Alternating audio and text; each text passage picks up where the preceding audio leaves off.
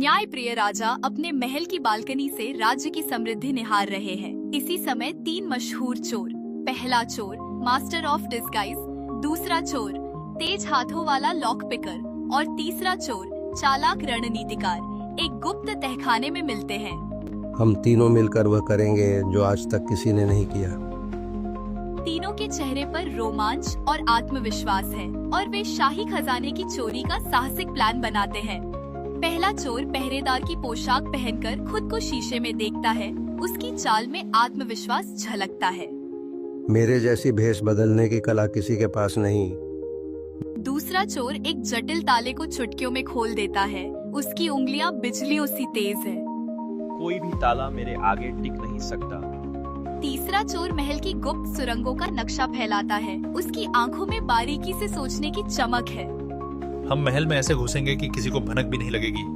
वे अगले 3 दिनों में प्लान को अंजाम देने का वादा करते हैं, लेकिन एक छाया में छुपा रॉयल जासूस उनकी बातों को सुन रहा है।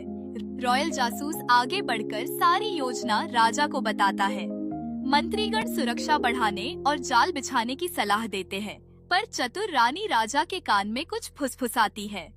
मैं चाहता हूँ कि वे तीनों अपनी चोरी करने में सफल हों। न्यायप्रिय राजा का यह आदेश सुनकर पूरा दरबार स्तब्ध रह जाता है। राजा आदेश देता है कि गार्ड पीछे रहे, लेकिन सतर्क रहे। पूरा महल एक रहस्यमय सन्नाटे में डूब जाता है। पहला चोर पहरेदार का वेश धारण किए आसानी से महल में प्रवेश कर जाता है और इशारे से दूसरे चोर को बुलाता है।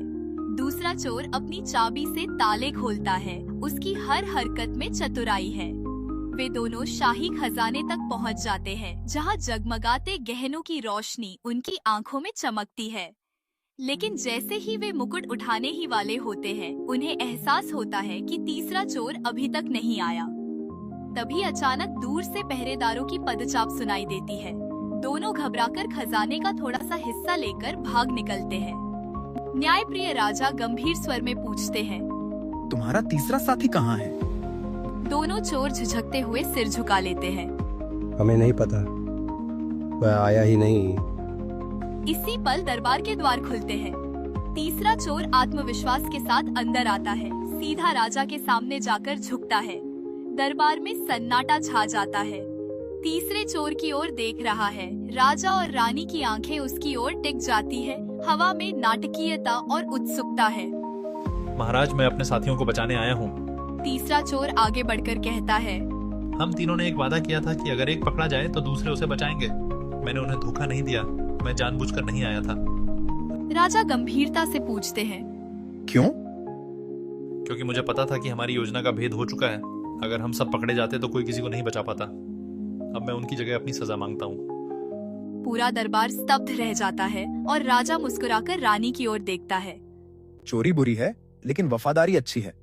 राजा कहते हैं, मैं तुम्हें 2 विकल्प देता हूँ, 10 साल की जेल या मेरी शाही सेना में सेवा। तीनों चोर चौंक जाते हैं, पर राजा समझाते हैं, मुझे ऐसे लोगों की जरूरत है जो न सिर्फ कुशल हों, बल्कि एक दूसरे के लिए जान भी दे सकें। दरबार तालियों से गूंज उठता है और चोरों की आंखों में नई रोशनी जगमगा उठती है। कभी कभी गलत रास्ते पर चलने वालों में भी अच्छे गुण होते हैं। सच्ची मित्रता वह है जो मुसीबत में साथ दे। राजा और रानी की बातों के साथ कहानी एक सुखद मोड़ पर समाप्त होती है।